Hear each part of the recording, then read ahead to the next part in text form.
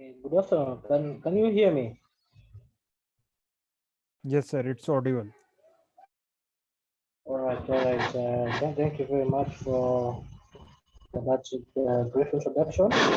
My name is Kelvin Muli. I'm a GIS and remote sensing expert from Kenya, and I'll be taking you through the role of GIS in wildlife research and conservation today. And we'll be looking at how GIS has been used in wildlife research and conservation, and how it can be used in the future. And it's going to take roughly 1 hour and maybe that minute, and then after that I'll give opportunity where you can ask me questions where you haven't understood, and then I can be able to clarify that, and we can be able to have a good discussion. So our topic today is the role of GIS in wildlife research and conservation. And as you can see, I've shared the PDF for what we're going to discuss on the screen. So basically, you'll be able to move with me. You'll be able to see what I'll be teaching you today, and then I'll be able to share that document with you so that you can be able to go through later and understand more. So I'm going first to start with the definition of what is GIS, so that you can be able to understand when I use GIS, what do I mean. So GIS, I have defined it into four ways, and the first definition is GIS is a framework for gathering, managing, and analyzing data. Basically, it is a framework that is used for gathering, managing, and analyzing data. It's rooted in science of geography, and also GIS integrates many types of data. It analyzes the spatial location and organizes layers of information into visualization using maps and 3D scenes. The second definition of GIS is that GIS is a technology. It's an effective tool for managing, analyzing, visualizing wildlife data to target areas where interventional management practices are needed to monitor the effectiveness. And then it helps wildlife management professionals to examine and envision wildlife movements and habitat changes. The third definition of GIS is it's an application of choice. It has a central role in analyzing the geographic distribution of endangered species, and also in measuring and monitoring biodiversity, and in identifying priorities for conservation. And the fourth definition is that the GIS is a technology. It's an effective tool for managing, analyzing, and visualizing wildlife data in order to target areas where conservation practices are needed. Basically, GIS, this is a tool. It's a technology. It's a tool. Basically, let's call it a tool that is. And look, as you have seen in my four definitions, there's where it's defined as a tool for analyzing data. So it's a tool that is used to gather, manage, and analyze data that is used for wildlife conservation. And then the second part, we're going to define what is wildlife. And wildlife traditionally refers to domesticated animals, species, but it has come to include all organisms that grow or live wild in an area without being introduced by humans. So as you can see, basically wildlife, these are undomesticated animals that live in the wilderness. And this category includes the deer, buffalo, elk, wild-fowl, fur-bearing creatures, many fish and marine mammals and animals such as tigers and bears, with bones and organs that are used in traditional medicine for sport, growth, hunting, and fishing. So wild animals, these are undomesticated animals that live in the wilderness. And that part is I'm going to define what is conservation so that you can be able to understand this concept. And conservation, basically, it's the conservation, and also conservation, it's a careful preservation and protection of something, especially plant management of natural resources to prevent exploitation, destruction, or neglect water conservation and wildlife conservation. And then the second definition of conservation is it's the preservation of the physical quantity during transformations or reactions. And the third definition is that it's the care and the protection of these resources so that they can persist for future generations. So basically, conservation is the protection, taking care of the resources, because if you don't take care of these resources, they're going to extinct or they're going to replenish. So conservation is basically taking care and preserving these resources that are very vital. And then the next part that we're going to discuss is about components of GIS, because for you to understand how GIS will be used for conservation, you need to understand its components and be able to understand how it will be able to be implemented or incorporate it into conservation. So there are 5 components of GIS. We have the hardware, we have the software, we have the people, we have the methods and the data. So those are the 5 components of GIS. And for the hardware, this is the computer on which GIS operates. Today, GIS software runs on a wide range of hardware types, from centralized computers and to desktop computers, which are used in standard alone and network configurations like. So examples of these hardware, we have the motherboard, we have the hard drive, we have the processor, we have the RAM, and then we have the we have also the external hard disk, we have the monitor. So hardware, these are the tangible things that you use. That is the computer, and what makes now the computers. For example, most of you are zooming in using the computer. And when you look at the computer you have, you can see the keyboard. The keyboard, that's the hardware component of it. And then now the second component of GIS is the software. And software provides tools to run and edit spatial information. It helps to query, edit, run, and display GIS data. That means software, these are the intangible components of the computer. And in GIS, there's no software for GIS that we basically use. Like for instance, we have the ArcGIS, we have the ArcView 3.2, we have the QGIS, and then we have the Saga GIS, we have NV, we have AirDAS. There are so many softwares of GIS, but basically for this, we're going to focus on the QGIS, which is the most simplest software, and it's free. It's a free source you can download free of charge, and that's why it's the most common software that's used in GIS. That is the QGIS. And then the third component of GIS, we have the people. People, these are the you and me, the people that use all this information. The people run the GIS software. Hardware and software have been seen tremendous developing, which made people easy to run GIS software. So the people, these are the people that now use this software to run information that will be used. And then we have now the methods, which is the fourth component of the GIS. And for successful GIS operation, a well-designed plan and business orientation rules are important. So the methods that I'm speaking of in GIS, we have 2 main methods that use in GIS. We have the classified, we have the supervised classification, and then we have unsupervised classification. So for you as a GIS expert, you need to understand that you need to understand the 2 types of methods that you can use to do any analysis in GIS. That is the supervised classification, and then you have the unsupervised. But that you'll be able to see more during the practical session. You have a workshop next weekend, and I'll be able to show you how to use the software. And then the few component of GIS of the data. And the most important and expensive component of GIS is data. This data is the most expensive, or it's the most complicated thing in GIS, because how you get this data is determines how successful you're going to be when you're using this GIS.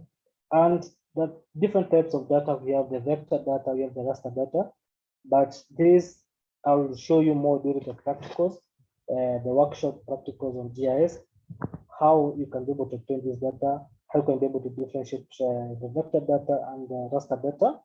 So those 2 types of data I'll be discussing during the workshop. So we have the 5 components of GIS. We have the hardware, we have the software, we have the people, we have the methods, and then we have the data. Those are the 5 components of GIS. And you can be able to see from this image here. There's an image here which I want to display on the screen so that you can be able to see. So you can be able to see we have the hardware, we have the software, we have the data, we have the method, and then we have the people. So those are the 5 components of GIS that we have. So you can be able to see that. Yeah, so after that, now you'll be able to understand what GIS is by definition, and then you'll be able to understand the components of GIS, because without understanding the components of GIS, there's no way you can be able to say you're a GIS expert, because you need to have this at your fingertips. And then the next part that we are going to look at, these are the applications of GIS. GIS is very wide. You can apply GIS in almost every field. Any career right now, you need GIS, ranging from hospitality, health sector, urbanization, transport. All these, GIS is a tool that you can apply in every sector in the 21st century. And some of the applications that are used, applications of GIS, are here. As you can see, the first application of GIS is mapping. As you can see, geographical information system, that is GIS, store data in database and then represent in visual forms. That means the maps that you people see are made using GIS. And then we go, the next application is telephone. GIS data is used to incorporate geographical data. You see, well, these telephone lines or these telecommunication network, they need GIS because you can be able to, so that they can be able to locate these areas. If, for instance, I want to know the rate or the extension that or the coverage of telecommunication, I can be able to use GIS. And then the third application is road safety analysis. Most of you who happen to be drivers, you have come across GIS in the vehicles. They can be able to give you direction. For example, when you're in a vehicle, you are lost somewhere, you just ask the vehicle to give you direction to a certain destination, and you're able to get there. So you can see application of GIS in road safety. And then you also have urban growth. GIS is used to analyze, locate, and monitor urban extension and suitable places for expansion. Then we also have the transport industry, where GIS is used to manage and monitor roads, railways, waterways, logistics by environmental experts, and also all that. Then the next application of GIS is the environment. The EIA, or the environmental impact experts, are required to contain specific information, and this information can be able to be obtained through GIS. Then we also have agriculture. GIS can be used to create more effective and different farming techniques by analyzing the best crop to plant. Then we have managing disasters. GIS system can manage the risk of disaster by monitoring areas prone to these disasters. We have banking. We have also land transformation. We have surveying. We have geology. We have also what we call assets management. We also have planning and community development. We also have dairy industry, tourism, aviation, irrigation, earthquakes, volcanoes, forest fires, pest control, utilization of space, business, location identification, coastal management, crime, cables, and then the most important application of GIS is what is our topic today, and that's the wildlife management and conservation, and that's what we're going to focus on. So the one way GIS has been used is man-made distractions such as habitat loss, pollution, invasive species, production, and climate change. All these threats to wildlife health and biodiversity. So GIS technology is an effective tool for managing, analyzing, and visualizing wildlife data to target areas with international management practices which are needed to monitor the effectiveness. So GIS helps in wildlife management professionals to examine the rate of invasion. So you can see how GIS has been used in this application. And you can see some of the graphical images that I've attached to this PDF. You can see application of GIS in agriculture, application of GIS in roads, application of GIS in the military, in soil, in aviation, in forestry, and GIS can be applied in every sector. And I want us to now go into details on GIS for wildlife conservation, because that's our main topic today. So here I want you to pay much attention so that you can be able to understand what I'll be showing you today. So as you can see, GIS for wildlife conservation, how has GIS been used to conserve this wildlife? How has GIS been able to monitor this wildlife? And that's what I want us to have a look at today. So habitat loss, global climate change, and human disruption, such as pollution and deforestation, are the main threats to wildlife biodiversity today, and that can cause fragmentation and extinction.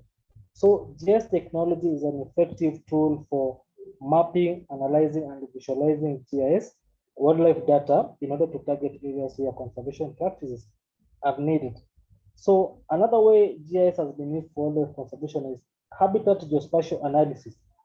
This is the most crucial thing for any wildlife conserver or any wildlife conservation, because habitat geospatial analysis is an important key to understanding the health of species in the wild, and then being able to monitor the change in wildlife habitats is feasible using S3 suite of ArcGIS software.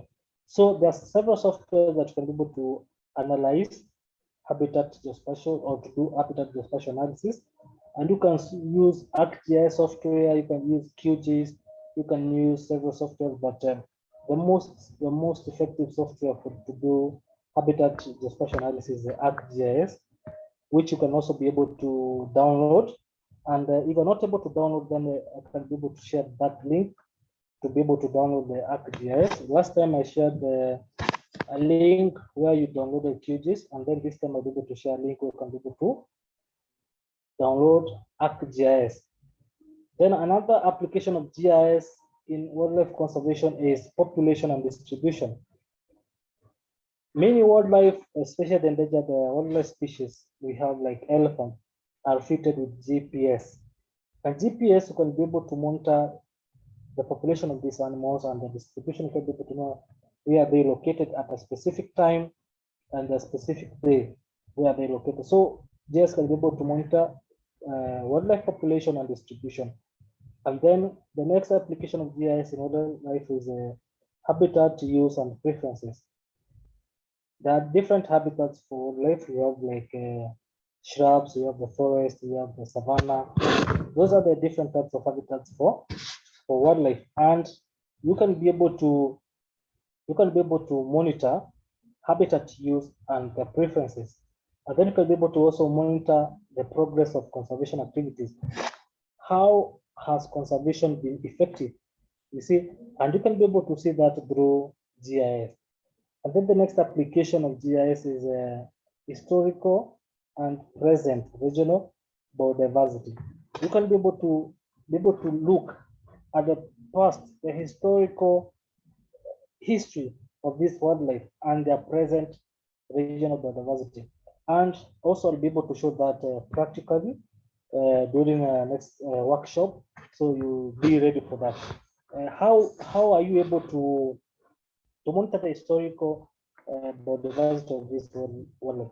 There's something we call land use and land cover, which I'll show you how to run that using GIS, and you can be able to get to know like the distribution of wildlife like 20 years back. How many elephants did we have in maybe 2000? How many elephants did we have in 2005, 2010, 2015? All that you can be able to get that information through GIS. So there are 6 main applications of GIS in wildlife conservation. The one we have seen is habitat loss. Number 2, we have seen habitat geospatial analysis. Number 3, we have seen population distribution. Number 4, we've seen habitat use and preferences. Number 5, we have seen progress of conservation activities. And number 6, we have seen historical present regional biodiversity. Those are the 6 main applications of GIS in wildlife conservation. Then understanding the threatened species is important in preventing the extinction and revitalizing the population. Being able to understand the threatened species, for example, the elephants, you can be able to conserve and prevent the extinction. But if you're not able to know the threatened species, you can be able to conserve them, and you can be able to do that through GIS. And I've prepared some of the case studies so that you can be able to understand more. These are some of the real life applications of GIS in wildlife conservation. And the first case study we are going to see is the GIS application for gorilla behavior and habitat analysis. Remember, in one of the application of GIS and wildlife conservation, we said is habitat geospatial analysis. And the first case study is the GIS application for gorilla and habitat analysis. So this is one of the real life situation of application of GIS in wildlife conservation. So as the sun sets over in Virunga volcanoes, that is in Central Africa, the volcano's steep slopes and the moisture-laden vegetation seem about so far from the modern technology, as you can see from the earth. But scientists in Indian Fossil Gorilla Fund International are harnessing the power of advanced spatial technologies and GIS. So you can see how GIS is powerful. You can see how this team from the Indian Fossil Gorilla Fund International, they have harnessed the power of advanced spatial technology and GIS to help study the Virunga gorilla habitats and the gorilla behavior. And how are they able to do that? You can see from this picture here, these are GPS attached to the foot, to the leg of gorilla. These are GPS, and the scientists from the right side of the image, you can see they have devices that are used to track these gorillas. So that is GIS that is being used there. And no matter where they go, you can be able to track them because you can be able to know the exact location of these endangered species, where they are at a certain time. So for the past decade, DFGFI scientists and collaborators have been studying the Virunga habitat and the behavioral ecology of the mountain gorillas using images taken from space. And how are these images taken from space? That is GIS. GIS uses satellites. We have several satellites that GIS use. We have the Landsat satellite, we have the Equinox satellite, we have the Spot 8 satellite, and these softwares, you can be able to access them. One of the softwares I'll be able to show you through the practicals, how you can be able to get these real images. And also we have Google Earth, which is another powerful satellite that provides real-time data, Google Earth. Those of you who have interacted with Google Earth can attest to that. And those who haven't, I'll show you how you can be able to download the software. And you can be able to see that. So these scientists have been able to use images taken from space, and then GPS units to record GPS units. Now, the units are taken from the GPS that is attached on the gorilla. And then we have historical maps, and all these maps are also made through GIS. So this data is then combined in a GIS to display and analyze data for research and conservation purposes. So you can see how important GIS is. That is one of the case studies, and you can Google more to get more information about this. So I wanted you to have a glimpse on how GIS has been used. So that is the first case study of application of GIS in wildlife conservation. The next application of GIS in wildlife conservation is in Philippines, and where we have a Philippine Tarsiers Conservation Program streamlined with GIS. This is one of the smallest primates. The amazing Philippine tarsier is also known for its big round eyes and bat-like ears and ability to turn its neck and its head. You know, it can be able to turn its head almost 360 degrees, which is very, very unique. You can imagine a primate being able to turn its head 360 degrees. So this nocturnal and highly cryptic prosimium is related to the ISIs of Madagascar and the bush babies in Africa. The only other tarsier species currently known are found in Malaysia and in Indonesia. So these are some of the endangered species that we are talking about. And unless you are able to know the endangered species, then you cannot be able to conserve and protect them. So these are the endangered species that we are identifying, then GIS has been used to conserve them. So these animals move about silently in the forest. These are the tarsiers, by clinging to and leaping on vertical branches of trees and saplings.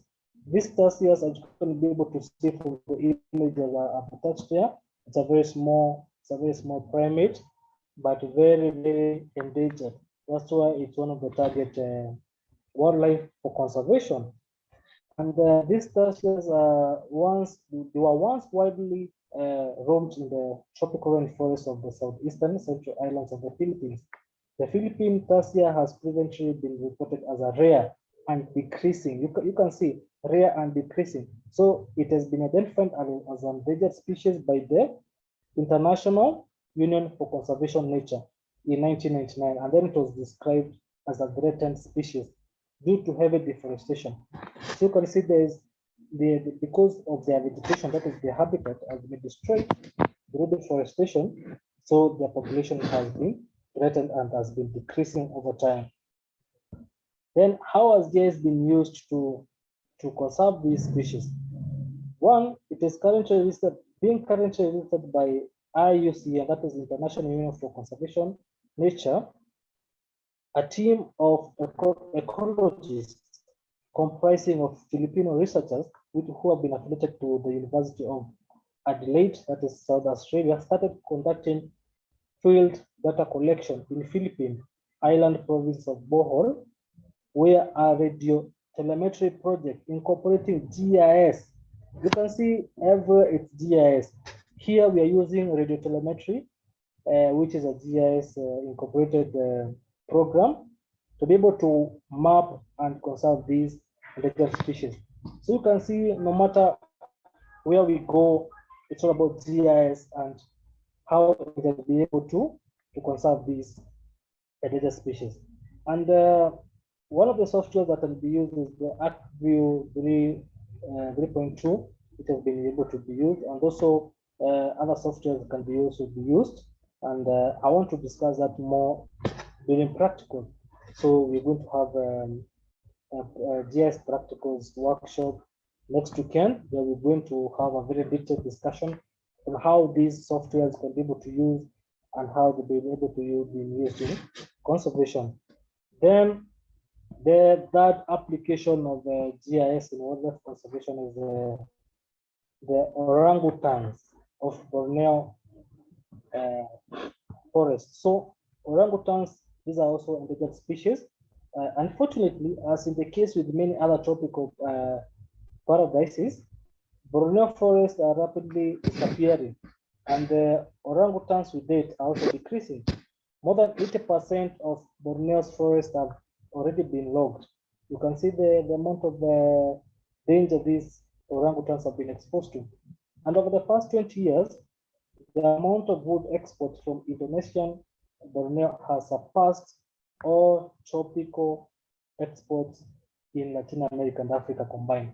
You can see the amount of danger these orangutan have been exposed to. If you look at this statement, over the past 20 years, the amount of wood exports from Indonesia alone have surpassed wood exports from Latin America and Africa combined. So you can see there's a lot of deforestation, and when these forests are cut down, these forests are homes of these orangutans. So when the forests are cut down, that means they don't have a place to stay.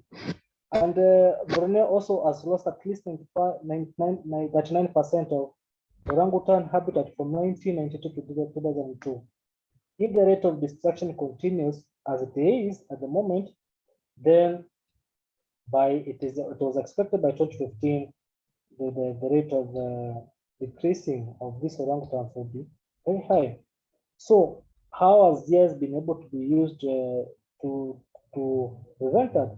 Working in conjunction with the World Education International, OFI received funding from the United States Agency for International Development, that is USAID, in October 2003 for a program that is aimed to apply an integrated conservation and development approach, that is the TPNP and its resident orangutans. And the main objective of this project was to increase and improve community and park patrolling. The second objective was to improve stakeholder decision making and planning processes related to conservation and development in and around that area. Then the third objective was to increase farmer food security and income generation through sustainable agriculture methods. Then the fourth is to strengthen the capacity of local organizations and leaders to facilitate community, livelihood, and natural resource development. Then ArcView software plays a very significant role in this project. This is now the application of GIS in that project. And it's being used to support the stakeholder decision making while improving biological analysis and monitoring. Going forward, GIS will support the integration of land use. Remember, during my definition, we came across the word land use. Land use, I'll be able to show you what is land use and how you can be able to determine land use even 20 years back, and even 20 years later. You can be able to determine land use using GIS. And deforestation is one of the land uses. That's why you see the one land use in this topic, because deforestation is one of the land uses that affect wildlife population and habitat. And using GIS, you can be able to monitor and conserve land use. So that's an application of GIS. And you can be able to see from the images here that these are the orangutans. You can be able to see them. These are now the endangered species from Borneo in Indonesia. So when the forests are cut, that means the population decreases and goes down rapidly. Yeah. So the fourth application of GIS in wildlife conservation, as be able to attach several references where you can be able to see in details how GIS has been able to be incorporated into wildlife conservation. These are very important. Links that we're able to share more, even include the videos. I've prepared some videos in those links. So when you click on the links, you'll be able to see those detailed information, and they'll be able to help you a lot. There are so many applications of GIS in wildlife conservation, so many real life applications. If we were to discuss them, it would take like a week or even a month to discuss them all through, because there are so many. But for today, I wanted you to understand and have a glimpse of the application of GIS in wildlife conservation. And you can be able to see from the 4 case studies that I've provided you today. There are so many, there are over hundreds and hundreds of them, because there are so many endangered species. We have also the vultures. We have the vultures, and especially most countries, vultures are going to extinct. We have the Egyptian vultures also, which are very endangered species. We also have red-headed vultures. We also have the white-backed vultures. All these species have been endangered, and GIS has been used intensively to be able to conserve these species.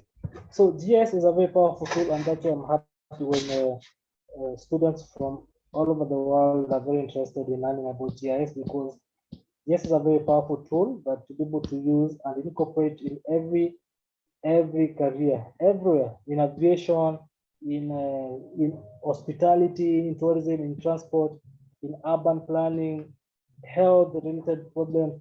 GIS can be able to be applied in so many ways. And in wildlife conservation, they have been used intensively. Also in fish, I've just mentioned a few case studies of the wildlife. You have also the fish, we have also the locusts, we also have so many wildlife. There's so many, but I've provided the links. These are the references here, where you can be able to get more details. So many of them and this will be able to enlighten you. And for you to be a GIS expert, you can use your phone. Your phone is also another GIS tool. I'll be able to, if you are using, if you're connected to internet right now and you have a phone, I can be able to show you a software that you can install in your phone, and that's a GIS. That is a GIS tool.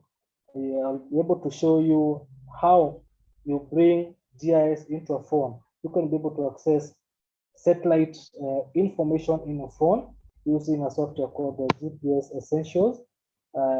So don't miss the workshop, because workshop, it will be very detailed discussion. Will be those who will be present will have a privilege of getting these softwares and being able to know how to use them.